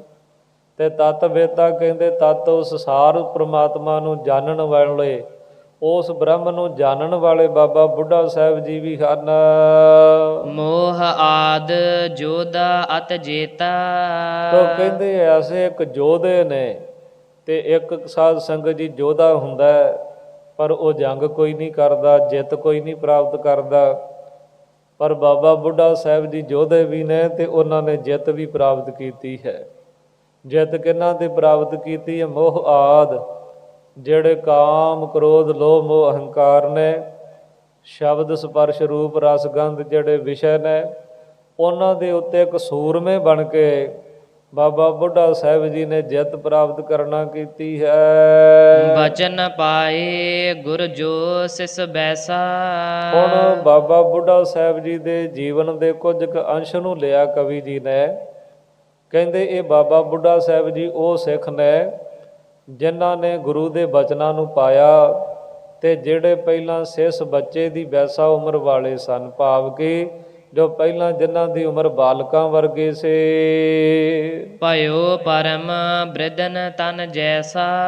ਕਹਿੰਦੇ ਫੇਰ ਗੁਰੂ ਸਾਹਿਬ ਨੇ ਜਦੋਂ ਬਚਨ ਕੀਤਾ, ਤੇ ਇਹਨਾਂ ਬਾਬਾ ਬੁੱਢਾ ਸਾਹਿਬ ਜੀ ਦਾ ਜਿਹੜਾ ਸਰੀਰ ਸੀ ਉਹ ਬੁੱਢਿਆਂ ਵਰਗਾ ਬਜ਼ੁਰਗੀ ਦੇ ਵਿੱਚ ਆ ਗਿਆ। ਜਿਵੇਂ ਸਾਧ ਸੰਗਤ ਜੀ ਜਦੋਂ ਸਤਿਗੁਰੂ ਮਹਾਰਾਜ ਜੀ ਉਸ ਇਲਾਕੇ ਦੇ ਵਿੱਚ ਗਏ ਨੇ, ਬਾਬਾ ਬੁੱਢਾ ਸਾਹਿਬ ਜੀ ਨੂੰ ਪਤਾ ਲੱਗਾ, ਤੇ ਪ੍ਰਸ਼ਾਦਾ ਛਕਾਇਆ, ਮਹਾਰਾਜ ਜੀਆਂ ਨੂੰ ਦੁੱਧ ਪਿਆਇਆ। ਤੇ ਸਤਿਗੁਰੂ ਜੀ ਕਹਿਣ ਲੱਗੇ ਚੰਗਾ ਭਾਈ ਹੁਣ ਬਰਤਨ ਇਕੱਠੇ ਕਰ, ਤੂੰ ਘਰ ਨੂੰ ਜਾ। ਕਹਿਣ ਲੱਗਾ ਮਹਾਰਾਜ ਸੱਚੇ ਪਾਤਸ਼ਾਹ ਵੀ ਘਰ ਨੂੰ ਕੀ ਕਰਨਾ, ਜਾ ਕੇ ਮੈਂ ਸੰਗਤ ਕਰਾਂਗਾ। ਕਹਿੰਦੇ ਸੰਗਤ ਕੀ ਕਰੇਂਗਾ ਜੇ ਤੂੰ ਬੱਚਾ ਹੈ, ਤੇ ਘਰ ਦੇ ਵਿੱਚ ਜਾ। ਤੇ ਉਸ ਵੇਲੇ ਬਾਬਾ ਬੁੱਢਾ ਸਾਹਿਬ ਜੀ ਜੋ ਬਾਲਕ ਉਮਰ ਦੇ ਵਿੱਚ ਨੇ, ਉਹ ਕਹਿਣ ਲੱਗੇ ਮਹਾਰਾਜ ਸੱਚੇ ਪਾਤਸ਼ਾਹ ਜੀ ਸੰਗਤ ਕਰ ਲਈਏ, ਜਿਹੜੀ ਮੌਤ ਹੈ ਇਹਨੇ ਪਤਾ ਨਹੀਂ ਕਦੋਂ ਆ ਜਾਣਾ। ਸਤਿਗੁਰੂ ਜੀ ਕਹਿਣ ਲੱਗੇ ਭਾਈ ਬਾਲਕਾਂ ਵਰਗੀ ਤੇਰੀ ਉਮਰ ਹੈ, ਤੇ ਬਚਨ ਜਿਹੜੇ ਨੇ ਗੱਲਾਂ ਤੇਰੀਆਂ ਤੇ ਬਜ਼ੁਰਗਾਂ ਵਰਗੀਆਂ ਨੇ, ਬੁੱਢਿਆਂ ਵਰਗੀਆਂ ਨੇ। ਤੋ ਇਸ ਪ੍ਰਕਾਰ ਮਹਾਰਾਜ ਜੀ ਦੇ ਬਚਨ ਪਾ ਕੇ ਸਤਿਗੁਰਾਂ ਦੇ ਬਚਨਾਂ ਦੇ ਨਾਲ ਹੀ ਬਾਬਾ ਬੁੱਢਾ ਸਾਹਿਬ ਜੀ ਦਾ ਸਰੀਰ ਉਸੇ ਵੇਲੇ ਬਜ਼ੁਰਗੀ ਦੇ ਵਿੱਚ ਆ ਗਿਆ। ਮਾਤਾ ਜੀ ਵੀ ਆਏ, ਉਹਨਾਂ ਕੋ ਵੀ ਨਾ ਪਛਾਣੇ ਗਏ। ਐਸੇ ਫਿਰ ਗੁਰੂ ਕੇ ਸਿੱਖ ਹੋਏ ਸਾਧ ਸੰਗਤ ਜੀ 125 ਸਾਲ ਜਿਨ੍ਹਾਂ ਨੇ ਗੁਰੂ ਨਾਨਕ ਦੇ ਦਰ ਘਰ ਦੀ ਸੇਵਾ ਕੀਤੀ ਹੈ। ਤੋ ਐਸਾ 125 ਸਾਲ ਦੀ ਉਹਨਾਂ ਦੀ ਉਮਰ ਹੋਈ ਹੈ। 113 ਸਾਲ ਬਾਬਾ ਬੁੱਢਾ ਸਾਹਿਬ ਜੀ ਨੇ ਸਤਿਗੁਰੂ ਨਾਨਕ ਦੇਵ ਮਹਾਰਾਜ ਜੀ ਦੇ ਦਰ ਘਰ ਦੀ ਸੇਵਾ ਕੀਤੀ। ਐਸੇ ਮਹਾਨ ਗੁਰੂ ਕੇ ਸਿੱਖ ਹੋਏ ਨੇ। ਤੇ ਗੁਰੂ ਨਾਨਕ ਸਾਹਿਬ ਮਹਾਰਾਜ ਜੀ ਦੇ ਸੱਚਖੰਡ ਜਾਣ ਤੋਂ ਬਾਅਦ ਫਿਰ ਬਾਬਾ ਬੁੱਢਾ ਸਾਹਿਬ ਜੀਆਂ ਨੇ ਗੁਰੂ ਅੰਗਦ ਦੇਵ ਮਹਾਰਾਜ ਜੀ ਦੀ ਬਹੁਤ ਸੇਵਾ ਗੁਰੂ ਨਾਨਕ ਰੂਪ ਜਾਣ ਕਰਕੇ ਕੀਤੀ ਹੈ। ਉਹਨਾਂ ਦੇ ਬਾਰੇ, ਉਸ ਵਚਨ ਬਾਰੇ ਕਵੀ ਜੀ ਨੇ ਸੰਕੇਤ ਕੀਤਾ, ਇਸ਼ਾਰਾ ਕੀਤਾ ਕਿ ਉਹ ਬਾਬਾ ਬੁੱਢਾ ਸਾਹਿਬ ਜੀ ਨੇ ਜਿਨ੍ਹਾਂ ਦੀ ਉਮਰ ਬਾਲਕਾਂ ਵਰਗੀ, ਪਰ ਗੁਰੂ ਦੇ ਬਚਨਾਂ ਦੇ ਨਾਲ ਜਿਨ੍ਹਾਂ ਦਾ ਸਰੀਰ ਜਿਹੜਾ ਸੀ ਉਹ ਬਜ਼ੁਰਗਾਂ ਵਰਗਾ ਹੋ ਗਿਆ। ਖਾਟ ਪਾਤਸ਼ਾਹੀ ਰਹਿਓ ਦੂਰਾ। ਕਹਿੰਦੇ 6 ਪਾਤਸ਼ਾਹੀਆਂ ਤੱਕ ਜਿਹੜੇ ਬਾਬਾ ਬੁੱਢਾ ਸਾਹਿਬ ਜੀ ਗੁਰੂ ਕੀ ਹਜ਼ੂਰੀ ਦੇ ਵਿੱਚ ਰਹੇ। ਨਿਪੁੰਨ ਸੇਵ ਮਹਿ ਬਚਨ ਨ ਪੂਰਾ। ਤੋ ਕਹਿੰਦੇ ਸੇਵਾ ਦੇ ਵਿੱਚ ਬੜੇ ਨਿਪੁੰਨ ਨੇ, ਬੜੇ ਚਤੁਰ ਨੇ, ਬੜੇ ਗਿਆਨਵਾਨ ਨੇ। ਜਿਹੜੀ ਵੀ ਸੇਵਾ ਗੁਰੂ ਵੱਲੋਂ ਹੁਕਮ ਹੁੰਦਾ ਹੈ ਉਸੇ ਵੇਲੇ ਕਰਦੇ ਨੇ, ਬੜੀ ਭਾਵਨਾ ਦੇ ਨਾਲ ਕਰਦੇ ਨੇ। ਸੇਵਾ 'ਚ ਨਿਪੁੰਨ ਨੇ, ਬੜੀ ਮੁਹਾਰਤ ਹਾਸਲ ਹੈ ਉਹਨਾਂ ਨੂੰ ਸੇਵਾ ਕਰਨ ਦੇ ਵਿੱਚ। ਤੇ ਗੁਰੂ ਸਾਹਿਬ ਸੱਚੇ ਪਾਤਸ਼ਾਹ ਜੀ ਦੇ ਬਚਨਾਂ ਦੇ ਵਿੱਚ ਵੀ ਪੂਰੇ ਹਨ। ਸੋ ਸ਼ਰੋਤਾ ਬੈਸਿਓ ਮਤ ਧੀਰਾ। ਕਹਿੰਦੇ ਉਹ ਬਾਬਾ ਬੁੱਢਾ ਸਾਹਿਬ ਜੀ ਸਰੋਤਾ ਬਣ ਕੇ, ਸੁਣਨ ਵਾਲੇ ਬਣ ਕੇ, ਬੜੀ ਧੀਰਜ ਮਤ ਵਾਲੇ, ਬੜੇ ਹੌਸਲੇ ਵਾਲੇ ਬਾਬਾ ਬੁੱਢਾ ਸਾਹਿਬ ਜੀ ਬੈਠੇ ਹਨ। ਸੁਨਨ ਕਥਾ ਜੋ ਹਰ ਹੈ ਭਵ ਪੀਰਾ। ਕਹਿੰਦੇ ਉਸ ਕਥਾ ਨੂੰ ਸੁਣਨ ਵਾਸਤੇ ਬੈਠੇ ਨੇ। ਗੁਰੂ ਨਾਨਕ ਸਾਹਿਬ ਜੀ ਦੇ ਜੀਵਨ ਕੌਤਕਾਂ ਦੀ ਕਥਾ ਜਿਹੜੀ ਸੰਸਾਰ ਦੀਆਂ ਪੀੜਾਂ ਨੂੰ ਹਰ ਲੈਣ ਵਾਲੀ ਹੈ। ਤੇ ਜਿੰਨਾ ਚਿਰ ਸਾਧ ਸੰਗਤ ਜੀ ਜਨਮ ਮਰਨ ਹੈ ਫਿਰ ਪੀੜਾਂ ਕਿਵੇਂ ਹਰੀਆਂ ਜਾਣਗੀਆਂ। ਤੋ ਇਸ ਕਰਕੇ ਭਵ ਪੀਰਾ ਤੋਂ ਭਾਵ ਜਿਹੜਾ ਸੰਸਾਰ ਦੇ ਵਿੱਚ ਜਨਮ ਮਰਨ ਦਾ ਦੁੱਖ ਹੈ, ਉਸ ਦੁੱਖਾਂ ਨੂੰ ਵੀ ਨਾਸ਼ ਕਰਨ ਵਾਲੀ ਗੁਰੂ ਕੇ ਇਤਿਹਾਸ ਦੀ ਕਥਾ ਹੈ। ਅਮਰਦਾਸ ਤੇਜੋ ਕੇ ਨੰਦਨ। ਕਹਿੰਦੇ ਉਹਨਾਂ ਸਿੱਖਾਂ ਦੇ ਵਿੱਚ ਇੱਕ ਹੋਰ ਬਜ਼ੁਰਗ ਸਿੱਖ ਨੇ। ਉਹ ਕੌਣ ਨੇ? ਉਹ ਧੰਨ ਗੁਰੂ ਅਮਰਦਾਸ ਮਹਾਰਾਜ ਜੀ ਨੇ। ਤੇਜੋ ਕੇ ਨੰਦਨ, ਮਹਾਰਾਜ ਜੀ ਦੇ ਪਿਤਾ ਦਾ ਨਾਮ ਬਾਬਾ ਤੇਜਭਾਨ ਜੀ ਹੈ। ਤੇ ਇਸ ਕਰਕੇ ਬਾਬਾ ਤੇਜਭਾਨ ਜੀ ਦੇ ਸੁਪੁੱਤਰ ਧੰਨ ਗੁਰੂ ਅਮਰਦਾਸ ਮਹਾਰਾਜ ਜੀ ਵੀ ਬੈਠੇ ਹਨ। ਸੇਵੇ ਜਿਨ ਅੰਗਦ ਦੁਖ ਕੰਦਨ। ਕਹਿੰਦੇ ਜਿਨ੍ਹਾਂ ਸਤਿਗੁਰੂ ਸੱਚੇ ਪਾਤਸ਼ਾਹ ਨੇ ਦੁੱਖਾਂ ਨੂੰ ਕੱਟਣ ਵਾਲੇ ਧੰਨ ਗੁਰੂ ਅੰਗਦ ਦੇਵ ਮਹਾਰਾਜ ਜੀ ਦੀ ਸੇਵਾ ਕੀਤੀ ਹੈ। ਗੁਰਤਾ ਪਾਈ ਜਿਨ ਪਸਚਾਤੀ। ਕਹਿੰਦੇ ਗੁਰੂ ਅੰਗਦ ਦੇਵ ਮਹਾਰਾਜ ਜੀ ਤੋਂ ਪਿੱਛੋਂ ਬਾਅਦ ਦੇ ਵਿੱਚ ਜਿਨ੍ਹਾਂ ਨੇ ਸੇਵਾ ਦੇ ਨਾਲ ਹੀ ਗੁਰੂ ਸਾਹਿਬਾਂ ਨੂੰ ਪ੍ਰਸੰਨ ਕਰਕੇ ਗੁਰਤਾ ਗੱਦੀ ਨੂੰ ਪ੍ਰਾਪਤ ਕਰਨਾ ਕੀਤਾ। ਸੁਨਤ ਭਏ ਸੋ ਕਥਾ ਸੁਹਾਤੀ। ਕਹਿੰਦੇ ਉਹ ਗੁਰੂ ਅੰਗਦ ਦੇਵ ਮਹਾਰਾਜ ਸੱਚੇ ਪਾਤਸ਼ਾਹ ਵੀ ਉਸ ਸੋਭਨੀਕ ਸੁਹਾਵਣੀ ਜਿਹੜੀ ਕਥਾ ਹੈ ਉਹਨੂੰ ਸੁਣਨ ਵਾਲੇ ਸਰੋਤਾ ਹੋਏ ਹਨ। ਪੁਨ ਗੁਰਮੁਖ ਇੱਕ ਜੀਵਾ ਪਾਈ। ਕਹਿੰਦੇ ਉਹਨਾਂ ਦੇ ਵਿੱਚੋਂ ਫੇਰ ਭਾਈ ਇੱਕ ਸਿੱਖ ਹੈ ਜਿਹੜਾ ਬੜਾ ਗੁਰਮੁਖ ਹੈ ਤੇ ਜਿਹਦਾ ਨਾਮ ਭਾਈ ਜੀਵਾ ਹੈ। ਮਨ ਬਚ ਕ੍ਰਮ ਜਿਨ ਸੇਵ ਕਮਾਈ। ਜਿਨ੍ਹਾਂ ਨੇ ਮਨ ਕਰਕੇ, ਕਰਮਾਂ ਕਰਕੇ, ਬਚਨਾਂ ਕਰਕੇ ਗੁਰੂ ਦੀ ਸੇਵਾ ਨੂੰ ਕਮਾਉਣਾ ਕੀਤਾ ਹੈ। ਮਨ ਵੀ ਗੁਰੂ ਦੇ ਆਗਿਆ ਦੇ ਵਿੱਚ, ਜਿਹੜਾ ਬੋਲਣਾ ਉਹ ਵੀ ਗੁਰੂ ਦੀ ਆਗਿਆ ਦੇ ਵਿੱਚ, ਤੇ ਜਿਹੜੇ ਕਰਮ ਕਰਨੇ ਉਹ ਵੀ ਗੁਰੂ ਦੀ ਆਗਿਆ ਦੇ ਵਿੱਚ, ਜੋ ਗੁਰੂ ਵੱਲੋਂ ਹੁਕਮ ਹੈ। ਆਪਾਂ ਸਾਧ ਸੰਗਤ ਜੀ ਕਈ ਵਾਰੀ ਉਹ ਕਰਮ ਕਰ ਜਾਂਦੇ ਆ ਜਿਹੜੇ ਗੁਰੂ ਦੀ ਆਗਿਆ ਨਹੀਂ। ਤੇ ਇਸ ਕਰਕੇ ਕਹਿੰਦੇ ਭਾਈ ਜੀਵਾ ਉਹ ਗੁਰਮੁਖ ਸਿੱਖ ਹੈ ਜਿਹਨੇ ਮਨ ਕਰਕੇ, ਬਚਨਾਂ ਕਰਕੇ, ਕਰਮਾਂ ਕਰਕੇ ਗੁਰੂ ਦੀ ਸੇਵਾ ਕਮਾਉਣਾ ਕੀਤੀ ਹੈ। ਸ੍ਰੀ ਅੰਗਦ ਹਿਤ ਭੋਜਨ ਤਿਆਰੀ। ਕਹਿੰਦੇ ਭਾਈ ਜੀਵਾ ਜੀ ਸਿੱਖ ਜਿਹੜੇ ਹੋਏ ਨੇ ਇਹ ਗੁਰੂ ਅੰਗਦ ਦੇਵ ਮਹਾਰਾਜ ਜੀ ਵਾਸਤੇ ਭੋਜਨ ਪ੍ਰਸ਼ਾਦਾ ਤਿਆਰ ਕਰਿਆ ਕਰਦੇ ਸਨ। ਕਰਤ ਪ੍ਰੀਤ ਸੋ ਰੁਚਿਰ ਸਵਾਰੀ। ਤੇ ਬੜੇ ਪ੍ਰੇਮ ਦੇ ਨਾਲ ਇੱਕ ਸੇਵਾ ਉਹ ਹੁੰਦੀ ਹੈ ਜਿਹੜੀ ਬੱਧਾ ਚੱਟੀ ਭਰਨੀ ਹੁੰਦੀ ਹੈ। ਭਾਵ ਕੇ ਮਨ ਤੇ ਨਹੀਂ ਕਰਦਾ, ਪਰ ਕਈ ਵਾਰੀ ਲੋਕ ਕੀ ਕਹਿਣਗੇ ਉਸ ਤਰ੍ਹਾਂ ਸੇਵਾ ਕੀਤੀ ਜਾਂਦੀ ਹੈ। ਤੇ ਇੱਕ ਜਿਹੜੀ ਬੱਧਾ ਚੱਟੀ ਹੈ, ਮਹਾਰਾਜ ਜੀ ਕਹਿੰਦੇ ਬੱਧਾ ਚੱਟੀ ਜੋ ਭਰੇ ਨਾ ਗੁਣ ਨਾ ਉਪਕਾਰ। ਜਿਹੜਾ ਬੱਧਾ ਚੱਟੀ ਭਰਨ ਵਾਲਾ ਨਾ ਤੇ ਉਹਦਾ ਕੋਈ ਉਹਨੂੰ ਗੁਣ ਮਿਲੇਗਾ, ਨਾ ਹੀ ਉਹਦਾ ਕੋਈ ਉਪਕਾਰ ਹੈ। ਤੋ ਇਸ ਕਰਕੇ ਪ੍ਰੇਮ ਦੇ ਨਾਲ ਕੀਤੀ ਸੇਵਾ ਹੀ ਪ੍ਰਵਾਨ ਹੁੰਦੀ ਹੈ। ਤੇ ਭਾਈ ਜੀਵਾ ਜੀ ਜਿਹੜੇ ਨੇ ਕਹਿੰਦੇ ਨੇ ਉਹ ਮਹਾਰਾਜ ਜੀ ਵਾਸਤੇ ਭੋਜਨ ਪ੍ਰਸ਼ਾਦੇ ਤਿਆਰ ਕਰਨ ਦੀ ਸੇਵਾ ਕਰਦੇ ਨੇ।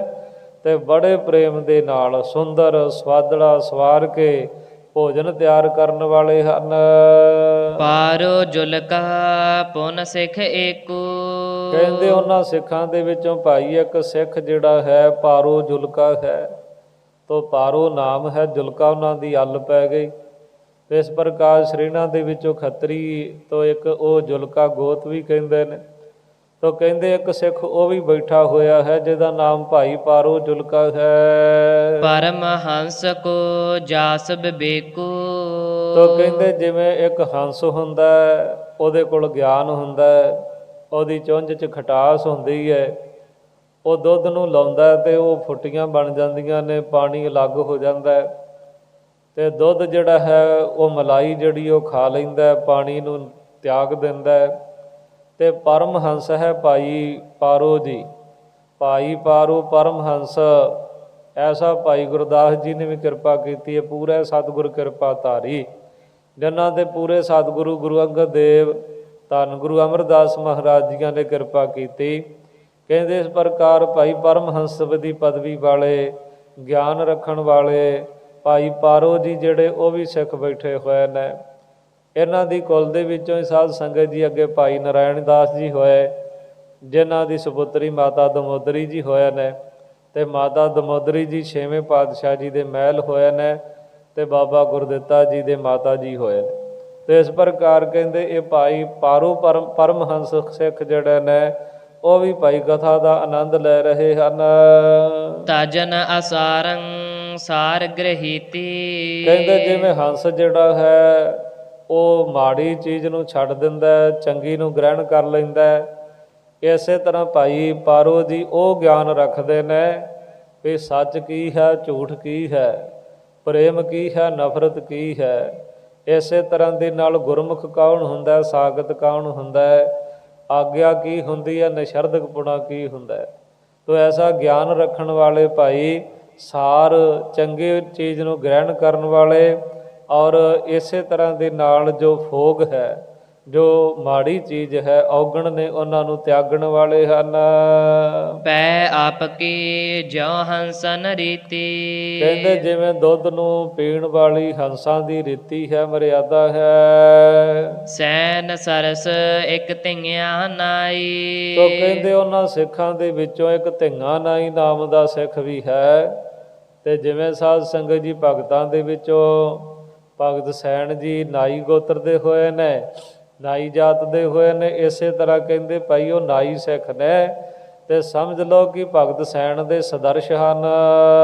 ਜਿਨ ਸਿੱਖੀ ਕੀ ਰੀਤ ਕਮਾਈ। ਕਹਿੰਦੇ ਜਿਨ੍ਹਾਂ ਨੇ ਭਾਈ ਸਿੱਖੀ ਦੀ ਰੀਤੀ ਨੂੰ ਕਮਾਉਣਾ ਕੀਤਾ ਹੈ, ਸਿੱਖੀ ਕੀ ਹੁੰਦੀ ਹੈ ਉਹਨੂੰ ਸਮਝਿਆ ਤੇ ਸਿੱਖੀ ਦੀ ਕਮਾਈ ਕੀਤੀ ਹੈ। ਭਾ ਮੁਰੀਦ ਮੁਰਦੋ ਕੀ ਨਿਆਈ। ਤੋ ਇਸ ਪ੍ਰਕਾਰ ਕਹਿੰਦੇ ਉਹ ਮੁਰੀਦ ਬਣ ਗਿਆ ਜਿਹੜਾ ਸਾਧ ਸੰਗਤ ਜੀ ਭਾਈ ਧਿੰਗਾ ਨਾਈ ਸਿੱਖ ਹੈ। ਕਵੀ ਜੀ ਕਹਿੰਦੇ ਉਹ ਮੁਰੀਦ ਬਣ ਗਿਆ, ਮੁਰੀਦ ਤੋਂ ਭਾਵ ਸੇਵਕ ਬਣ ਗਿਆ। ਤੇ ਮੁਰੀਦ ਜਿਹੜਾ ਭਾਵ ਕਿ ਮਰਿਆ ਹੋਇਆ ਮੁਰਦੇ ਦੀ ਨਿਆਈ, ਕਿਉਂਕਿ ਭਾਈ ਗੁਰਦਾਸ ਜੀ ਕਹਿੰਦੇ ਮੁਰਦਾ ਹੋਏ ਮੁਰੀਦ ਨਾ ਗੱਲੀ ਹੋਵਣਾ। ਭਾਈ ਜੀ ਕਹਿੰਦੇ ਨੇ, ਭਾਈ ਗੁਰਦਾਸ ਜੀ ਕਹਿੰਦੇ ਸਾਰੇ ਕਹਿੰਦੇ ਨੇ ਮੈਂ ਸੇਵਕ ਹਾਂ, ਮੈਂ ਸੇਵਕ ਹਾਂ, ਮੈਂ ਸੇਵਾਦਾਰ, ਬੜਾ ਲਿਖਾ ਲਿਆ ਜਾਂਦਾ। ਪਰ ਕਹਿੰਦੇ ਸੇਵਾਦਾਰ ਜਿਹੜਾ ਮਰ ਕੇ ਬਣਿਆ ਜਾਂਦਾ, ਜਿਉਂਦਾ ਕੋਈ ਸੇਵਾਦਾਰ ਨਹੀਂ ਬਣ ਸਕਦਾ। ਤੋ ਮਰਨ ਤੋਂ ਭਾਵ ਆਪਣੇ ਮਨ ਦੀਆਂ ਇੱਛਾਵਾਂ ਨੂੰ ਮਾਰਨਾ ਪੈਂਦਾ, ਗੁਰੂ ਦੀ ਇੱਛਾ ਨੂੰ ਆਪਣੇ ਹਿਰਦੇ ਦੇ ਵਿੱਚ ਧਾਰਨ ਕਰਨਾ ਪੈਂਦਾ। ਮੇਰੀ ਕੀ ਇੱਛਾ ਹੈ ਉਹ ਚੀਜ਼ ਮੈਨੇ ਨਹੀਂ ਰੱਖਦੀ, ਗੁਰੂ ਦੀ ਕੀ ਇੱਛਾ ਹੈ ਉਹ ਚੀਜ਼ ਮੈਨੇ ਰੱਖਦੀ ਹੈ। ਗੁਰੂ ਚਾਹੇ, ਗੁਰੂ ਕਹੇ ਤੇ ਸਾਰੀ ਸਾਰੀ ਰਾਤ ਜਾਗਣਾ, ਗੁਰੂ ਕਹੇ ਤੇ ਸਾਰੀ ਸਾਰੀ ਰਾਤ ਪੱਖਾ ਚੱਲਣਾ, ਗੁਰੂ ਕਹੇ ਤੇ ਰਾਤ ਨੂੰ ਜੰਗਲਾਂ ਦੇ ਵਿੱਚੋਂ ਰਾਤ ਨੂੰ ਲੱਕੜਾਂ ਵੱਢ ਕੇ ਲੈ ਕੇ ਆਉਣੀਆਂ। ਮੁਰਦਾ ਹੋ ਕੇ ਮਰੀਦ ਬਣਿਆ ਜਾਂਦਾ ਸਾਧ ਸੰਗਤ ਜੀ। ਤੇ ਇਸ ਪ੍ਰਕਾਰ ਕਹਿੰਦੇ ਨੇ ਕਵੀ ਜੀ, ਕਹਿੰਦੇ ਵੀ ਮੁਰਦੇ ਦੀ ਤਰ੍ਹਾਂ ਮੁਰੀਦ ਬਣ ਗਏ ਹਨ ਭਾਈ ਧਿੰਗਾ ਨਾਈ ਜੀ। ਗੁਰੂ ਗੋਰ ਮਹਿ ਕੀਨ ਸਮਾਈ। ਹੁਣ ਪੁੱਛਣ ਵਾਲਿਆਂ ਨੇ ਪੁੱਛਿਆ, ਕਹਿਣ ਲੱਗੇ ਮੁਰਦਾ ਤੇ ਕਬਰ ਦੇ ਵਿੱਚ ਦਫਨਾਇਆ ਜਾਂਦਾ, ਤੇ ਤੁਸੀਂ ਕਿਹਾ ਵੀ ਭਾਈ ਧਿੰਗਾ ਨਿਆਈ ਮੁਰਦੇ ਦੀ ਨਿਆਈ ਹੋ ਗਿਆ, ਮੁਰੀਦ ਹੋ ਗਿਆ। ਕਹਿੰਦੇ ਫਿਰ ਉਹ ਕਿਹੜੀ ਕਬਰ ਦੇ ਵਿੱਚ ਸਮਾਇਆ? ਕਵੀ ਜੀ ਕਹਿੰਦੇ ਗੁਰੂ ਗੋਰਮ ਹੈ, ਗੋਰ ਨਾਮ ਕਬਰ ਦਾ ਹੁੰਦਾ ਹੈ। ਕਹਿੰਦੇ ਗੁਰੂ ਰੂਪੀ ਕਬਰ ਦੇ ਵਿੱਚ ਹੀ ਭਾਈ ਧਿੰਗਾਂ ਰਾਹੀਂ ਸਮਾ ਗਿਆ, ਭਾਵ ਗੁਰੂ ਦਾ ਹੀ ਰੂਪ ਹੋ ਗਿਆ ਹੈ। ਇਤਿਆਦਿਕ ਜੋ ਸੇਵਕ ਪ੍ਰੇਮੀ। ਤੋ ਇਸ ਪ੍ਰਕਾਰ ਕਹਿੰਦੇ ਨੇ ਇਤਿਆਦਿਕ ਜਿਹੜੇ ਹੋਰ ਵੀ ਸੇਵਕ ਸੇਵਾ ਕਰਨ ਵਾਲੇ ਤੇ ਗੁਰ ਚਰਨਾਂ ਦੇ ਨਾਲ, ਗੁਰੂ ਦੇ ਦਰ ਦੇ ਨਾਲ ਪ੍ਰੇਮ ਕਰਨ ਵਾਲੇ ਪ੍ਰੇਮੀ ਸਿੱਖ ਹਨ।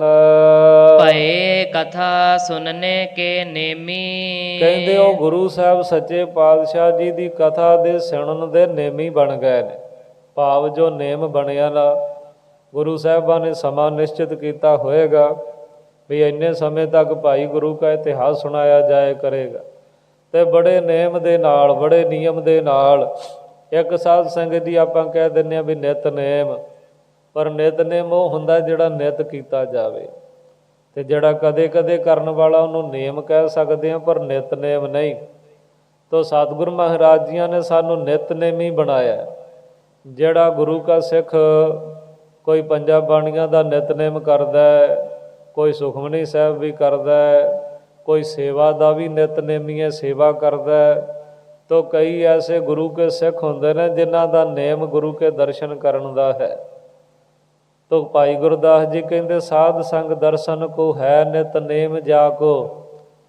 ਤੋ ਕਹਿੰਦੇ ਐਸਾ ਜਿਹਦਾ ਗੁਰੂ ਕੇ ਦਰਸ਼ਨ ਕਰਨ ਦਾ ਨੇਮ ਬਣ ਜਾਂਦਾ ਹੈ, ਕਹਿੰਦੇ ਉਹ ਗੁਰੂ ਸਾਹਿਬ ਸੱਚੇ ਪਾਤਸ਼ਾਹ ਜੀ ਦੇ ਕਿਰਪਾ ਦਾ ਸਦਕਾ ਉਹ ਦਰਸ਼ਨੀ ਸਿੱਖ ਬਣ ਜਾਂਦਾ ਹੈ।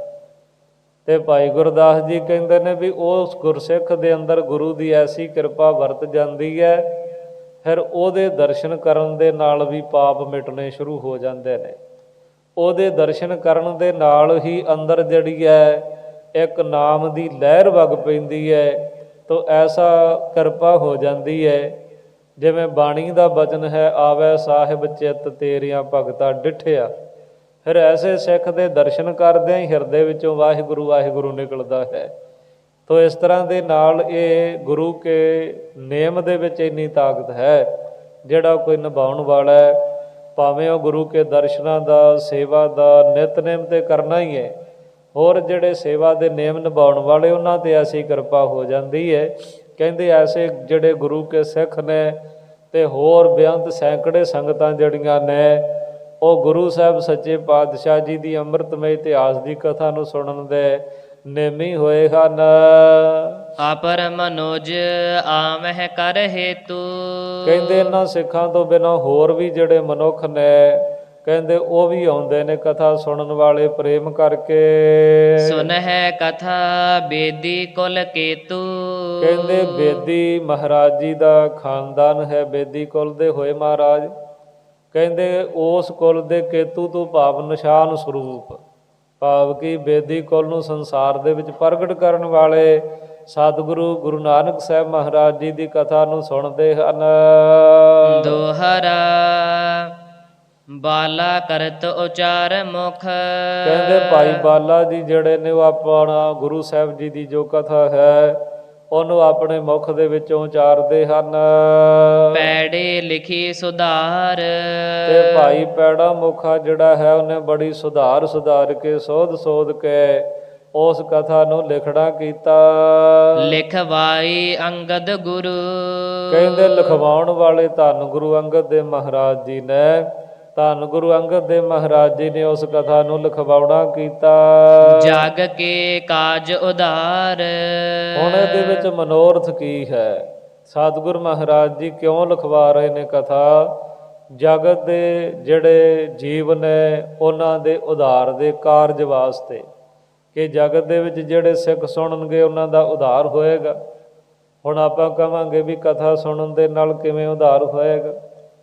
ਜਿਹੜਾ ਕਥਾ ਸੁਣਦਾ ਉਹਨੂੰ ਗੁਰੂ ਦੇ ਜੋ ਸਾਧ ਸੰਗਤ ਜੀ ਨਿਯਮ ਨੇ ਉਹਨਾਂ ਦਾ ਪਤਾ ਲੱਗਦਾ ਹੈ, ਗੁਰੂ ਦੀ ਤਾਕਤ ਸਮਰੱਥਾ ਦਾ ਪਤਾ ਲੱਗਦਾ ਹੈ, ਗੁਰੂ ਦੀ ਦਇਆਲਤਾ ਦਾ, ਕਿਰਪਾਲਤਾ ਦਾ ਪਤਾ ਲੱਗਦਾ ਹੈ, ਤੇ ਜੋ ਗੁਰੂ ਦੁਆਰਾ ਦੱਸਿਆ ਹੋਇਆ ਰਸਤਾ ਹੈ ਉਸ ਰਸਤੇ ਦਾ ਪਤਾ ਲੱਗਦਾ। ਫਿਰ ਉਹ ਭਾਵ ਭਗਤੀ ਦੇ ਮਾਰਗ 'ਤੇ ਚੱਲਦਾ ਹੈ ਤੇ ਗੁਰੂ ਸਾਹਿਬ ਸੱਚੇ ਪਾਤਸ਼ਾਹ ਜੀ ਦਾ ਹੀ ਰੂਪ ਹੋ ਜਾਂਦਾ ਹੈ। ਤੋ ਇਸ ਕਰਕੇ ਇਹ ਇਤਿਹਾਸ ਦੀ ਐਥੀ ਕਥਾ ਹੈ। ਤੇ ਧੰਨ ਗੁਰੂ ਅਰਜਨ ਦੇਵ ਮਹਾਰਾਜ ਜੀ ਨੇ ਤੇ ਗੁਰਬਾਣੀ ਦੇ ਅੰਦਰ ਇੱਥੋਂ ਤੱਕ ਲਿਖ ਦਿੱਤਾ ਹੈ, ਸਦ ਬਲਿਹਾਰੀ ਤਿਨਾ ਜੇ ਸੁਣਤੇ ਹਰ ਕਥਾ। ਸਤਿਗੁਰੂ ਮਹਾਰਾਜ ਜੀ ਕਹਿੰਦੇ ਮੈਂ ਉਹਨਾਂ ਤੋਂ ਸਦਾ ਹੀ ਵਾਰਨੇ ਬਲਿਹਾਰਨੇ ਜਾਵਾਂ ਜਿਹੜੀ ਗੁਰੂ ਕੀ ਸੰਗਤ ਆ ਕੇ ਨਿਤਾ ਪ੍ਰਤੀ ਗੁਰੂ ਕੀ ਕਥਾ ਨੂੰ ਸਰਵਣ ਕਰਦੀ ਹੈ। ਇੰਨਾ ਮਹਾਰਾਜ ਜੀ ਨੇ ਸਤਿਕਾਰ ਧੰਨ ਗੁਰੂ ਅਰਜਨ ਦੇਵ ਮਹਾਰਾਜ ਜੀ ਨੇ ਕਥਾ ਨੂੰ ਸਰਵਣ ਕਰਨ ਵਾਲੇ ਗੁਰੂ ਕੀ ਸੰਗਤ ਦਾ ਕੀਤਾ ਹੈ। ਤੋ ਇਸ ਕਰਕੇ ਸਤਿਗੁਰੂ ਜੀ ਭਾਈ ਜੋ ਕਵੀ ਸੰਤੋਖ ਸਿੰਘ ਸਾਹਿਬ ਜੀ ਲਿਖ ਰਹੇ ਨੇ, ਕਹਿੰਦੇ ਵੀ ਜੋ ਇਹ ਕਥਾ ਲਿਖਵਾਈ ਹੈ ਮਹਾਰਾਜ ਨੇ ਉਹ ਜਗਤ ਦੇ ਜੀਵਾਂ ਦੇ ਉਧਾਰ ਦੇ ਕਾਰਜ ਦੇ ਲਈ ਇਹ ਲਿਖਵਾਉਣਾ ਕੀਤੀ ਹੈ। ਸੋ ਸੁਨ ਵਰਣਨ ਕਰਤ ਕਵ। ਕਹਿੰਦੇ ਉਸੇ ਕਥਾ ਨੂੰ ਜਿਸ ਤਰ੍ਹਾਂ ਦੇ ਨਾਲ ਵੱਡੇ ਵਡੇਰਿਆਂ ਤੋਂ ਸੁਣਿਆ, ਲਿਖਤਾਂ ਦੇ ਵਿੱਚੋਂ ਪੜ੍ਹਿਆ, ਕਹਿੰਦੇ ਕਵੀ ਸੰਤੋਖ ਜਿਹੜਾ ਹੈ, ਕਵੀ ਸੰਤੋਖ ਸਿੰਘ ਉਹਨੂੰ ਵਰਣਨ ਕਰਦਾ ਹੈ। ਛੰਦ ਚੌਪਈ ਬੰਦ। ਕਹਿੰਦੇ ਇਸੇ ਤਰ੍ਹਾਂ ਦੇ ਨਾਲ ਚੌਪਈ ਹੋਰ ਇਤਿਆਦਿਕ ਛੰਦਾਬੰਦੀ ਦੇ ਵਿੱਚ ਬੰਦ ਕਰਕੇ ਸ਼੍ਰੀ ਨਾਨਕ ਪਰਮਾਤਮਾ। ਕਹਿਣ ਲੱਗੇ ਗੁਰੂ ਕੇ ਸਖਿਓ ਇੱਕ ਗੱਲ ਨਾ ਭੁੱਲਿਓ, ਜੋ ਗੁਰੂ ਨਾਨਕ ਦੇਵ ਮਹਾਰਾਜ ਉਹੀ ਪਰਮਾਤਮਾ ਹੈ। ਪਰਮਾਤਮਾ ਗੁਰੂ ਨਾਨਕ ਦੇਵ ਹੈ ਤੇ ਗੁਰੂ ਨਾਨਕ ਦੇਵ ਹੀ ਪਰਮਾਤਮਾ ਹੈ ਜਿਨੇ ਇਸ ਕੋਟ ਖੰਡਾ ਬ੍ਰਹਮੰਡਾਂ ਦੀ ਰਚਨਾ ਕੀਤੀ ਹੈ। ਬੰਧਨ ਕਰ ਸੁਖ ਕੰਦ। ਤੇ ਸੁੱਖਾਂ ਦੇ ਮੁੱਢ, ਸੁੱਖਾਂ ਦੇ ਬੱਦਲ, ਸੁੱਖਾਂ ਦੇ ਦਾਤੇ ਸਤਿਗੁਰ ਸੱਚੇ ਪਾਤਸ਼ਾਹ ਗੁਰੂ ਨਾਨਕ ਦੇਵ ਮਹਾਰਾਜ ਜੀ ਨੇ। ਤੇ ਕਵੀ ਸੰਤੋਖ ਸਿੰਘ ਜੀ ਕਹਿੰਦੇ ਨੇ ਇਹ ਕਵੀ ਸੰਤੋਖ ਸਿੰਘ ਸਤਿਗੁਰੂ ਗੁਰੂ ਨਾਨਕ ਦੇਵ ਮਹਾਰਾਜ ਪਰਮਾਤਮਾ ਦੇ ਚਰਨਾਂ ਤੇ ਨਮਸਕਾਰ ਕਰਦਾ, ਜਿਹੜੇ ਸੁੱਖਾਂ ਦੇ ਮੁੱਢ ਨੇ, ਸੁੱਖਾਂ ਦੇ ਦਾਤੇ ਨੇ। ਤੇ ਇਸ ਕਥਾ ਨੂੰ ਛੰਦਾਬੰਦੀ ਦੇ ਵਿੱਚ ਵਰਣਨ ਕਰਦਾ ਹੈ। ਤੋ ਇੱਥੇ ਸਾਧ ਸੰਗਤ ਜੀ ਇਹ ਜਿਹੜਾ ਅਧਿਆਇ ਹੈ ਦੂਸਰਾ ਉਹ ਸੰਪੂਰਨ ਹੋ ਜਾਂਦਾ ਹੈ। ਤੇ ਅੱਗੇ ਤੀਸਰਾ ਅਧਿਆਇ ਜਿਹੜਾ ਹੈ ਉਹ ਆਪਾਂ ਆਉਣ ਵਾਲੀ ਕਥਾ ਦੇ ਵਿੱਚ ਪ੍ਰਾਰੰਭ ਕਰਾਂਗੇ, ਕਿਉਂਕਿ ਇਸੇ ਤਰ੍ਹਾਂ ਦੇ ਨਾਲ ਅਧਿਆਇ ਜਿਹੜਾ ਹੈ ਇੱਥੇ ਹੁਣ ਸੰਪੂਰਨ ਹੋ ਜਾਂਦਾ ਹੈ। ਤੇ ਆਪਾਂ ਯਤਨ ਕਰਿਆ ਕਰਾਂਗੇ ਵੀ ਦੋ ਕਥਾ ਦੇ ਵਿੱਚ ਇੱਕ ਅਧਿਆਇ ਹੋ ਜਾਏ। ਫਿਰ ਅੱਗੇ ਜਿਵੇਂ ਜਿਵੇਂ ਆਪ ਜੀ ਜ਼ਿਆਦਾ ਕਥਾ ਨੂੰ ਸਰਵਣ ਕਰੀ ਜਾਓਗੇ ਫਿਰ ਆਪਾਂ ਥੋੜ੍ਹਾ ਜਿਹਾ ਇਸ ਕਥਾ ਨੂੰ ਚਲੰਤ ਰੱਖਾਂਗੇ, ਕਿਉਂਕਿ ਜਦੋਂ ਜ਼ਿਆਦਾ ਆਪਾਂ ਥੋੜ੍ਹਾ ਜਿਹਾ ਖੋਲ੍ਹ ਕੇ ਦੱਸ ਦਿੰਦੇ ਹਾਂ ਸੰਗਤ ਨੂੰ ਪੂਰਨ ਪਤਾ ਲੱਗ ਜਾਂਦਾ ਹੈ। ਬਾਕੀ ਗੁਰੂ ਕੀ ਸੰਗਤ ਸਾਧ ਸੰਗਤ ਇਤਿਹਾਸ ਤੋਂ ਜਾਣੂ ਹੈ ਤੇ ਜਿਵੇਂ ਜਿਵੇਂ ਕਵੀ ਜੀ ਨੇ ਕਿਰਪਾ ਕੀਤੀ ਹੈ ਇਤਿਹਾਸ ਮਹਾਰਾਜ ਜੀ ਦਾ ਲਿਖਿਆ ਹੈ, ਆਪਾਂ ਇਸੇ ਤਰ੍ਹਾਂ ਦੇ ਨਾਲ ਰਲ ਮਿਲ ਕੇ ਆਨੰਦ ਪ੍ਰਾਪਤ ਕਰਨ ਦਾ ਯਤਨ ਕਰਾਂਗੇ। ਅੱਜ ਦੀ ਕਥਾ ਕਰਦਿਆਂ ਬੇਅੰਤ ਭੁੱਲਾਂ ਗਲਤੀਆਂ ਹੋ ਗਈਆਂ ਹੋਣਗੀਆਂ। ਗੁਰੂ ਨਾਨਕ ਪਰਮਾਤਮਾ ਸਰੂਪ ਸਤਿਗੁਰ ਸੱਚੇ ਪਾਤਸ਼ਾਹ ਧੰਨ ਗੁਰੂ ਅੰਗਦ ਦੇਵ ਮਹਾਰਾਜ ਜੀ ਇਸ ਕਥਾ ਨੂੰ ਲਿਖਵਾਉਣ ਵਾਲੇ ਭਾਈ ਬਾਲਾ ਜੀ ਵਰਗੇ ਗੁਰਮੁਖ ਪਿਆਰੇ ਗੁਰੂ ਨਾਨਕ ਰੂਪ ਆਪਣੀ ਰਸਨਾ ਤੇ ਇਸ ਕਥਾ ਨੂੰ ਕਹਿਣ ਵਾਲੇ ਗਰੀਬ ਨਵਾਜ ਜੀ ਜ਼ਰੂਰ ਕਿਰਪਾ ਕਰਕੇ ਮਾਫੀ ਬਖਸ਼ਣਗੇ।